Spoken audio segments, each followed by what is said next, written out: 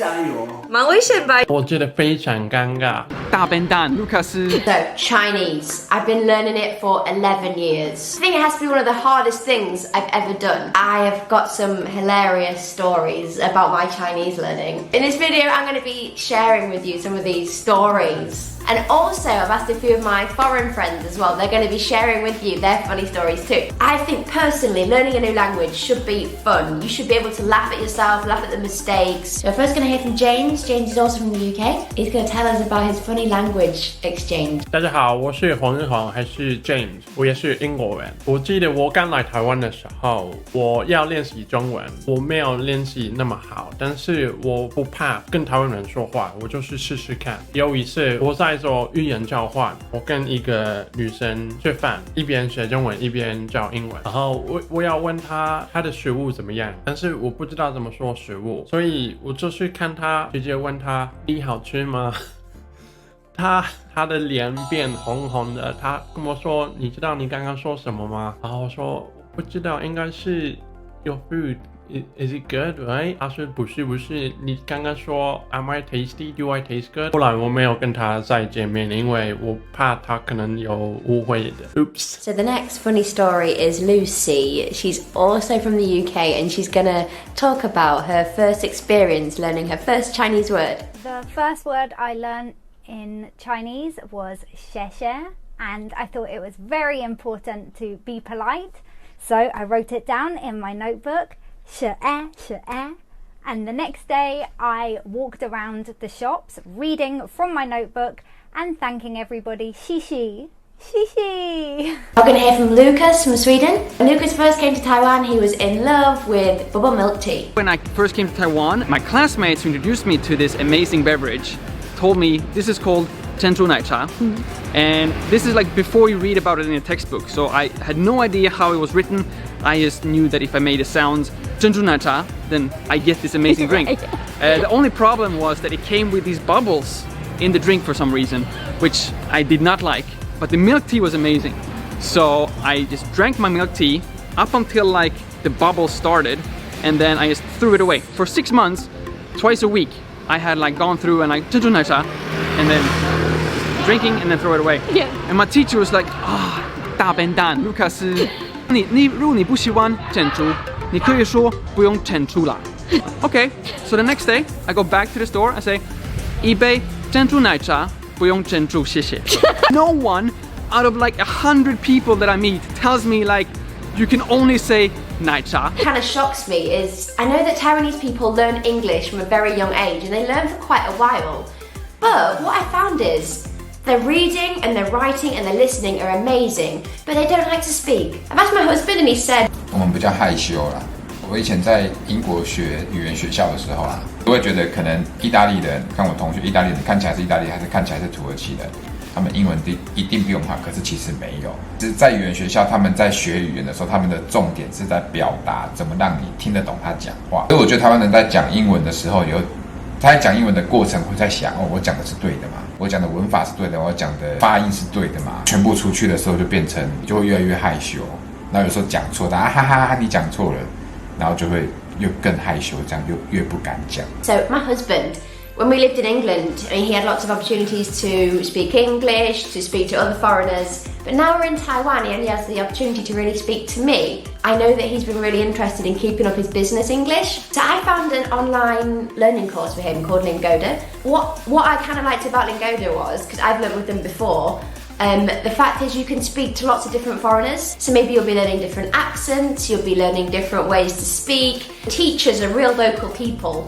They'll teach you stuff that's not in the textbook. The class size is really small, so for me I thought my husband would benefit from that because he'd get more time to be able to talk. If you complete 60 classes within 2 months, get 100% cashback. Complete 30 classes over 2 months, it's 50% cashback. So I also really believe that just to have a laugh when you're learning a new language will make you progress even quicker. We're going to go to Anna from France. She's going to tell us a funny Chinese story about when she first started dating her husband. 你在Emma 跟你爸爸刚认识的时候，我们约会，你爸爸常常会说，哎，安娜，我们4点约，好，然后我就4点到但是不是4点吃，早上10点哦，所以蛮危险吧？因为如果你跟那个人不熟，他会觉得啊，他不喜欢我。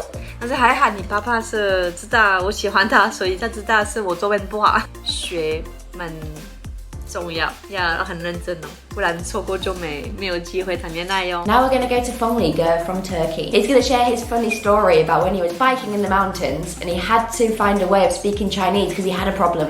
有一天我的轮胎没有气了，轮胎又爆了，因为我没有看到有一个小的碎玻璃把内胎的割破了。附近有一间加油站，我牵着我的脚踏车走进去，想要去重拔我的轮胎。我不知道怎么修加气，所以我想至少我可以努力掉的，应该不会有问题吧。所以我走进去，和那边的人说我要放弃，因为放对我来说是一个放进去的意思啊。所以我想把气放到轮胎里面吗？是不是对的说法？结果那边的人都在安慰我，说我不要放弃，加油。When I first came to Taiwan, I loved cheese dumpling, which is like the egg pancake, right?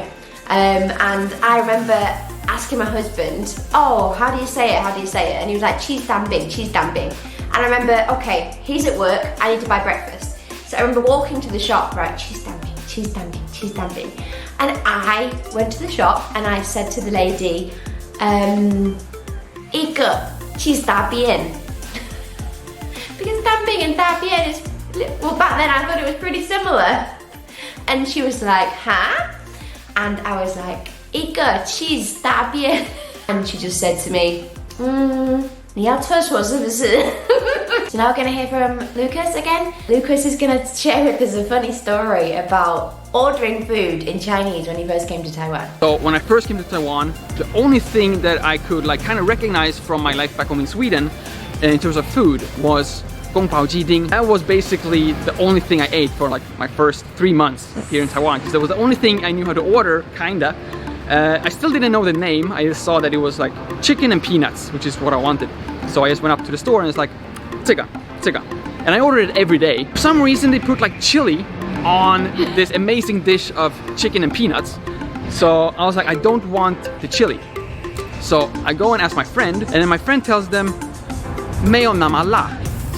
That's the only thing I need to know how to say. 没有那么辣. But I went there and I was like, 跟昨天一样. 但是昨天没有那么辣. Right? I followed exactly the instructions, right? I did exactly like my friend said. Which means that they just added like tons more of chili on like that dish for today. Which, like, needless to say, made me never go back to that store again. And now we're going to hear from my sister-in-law.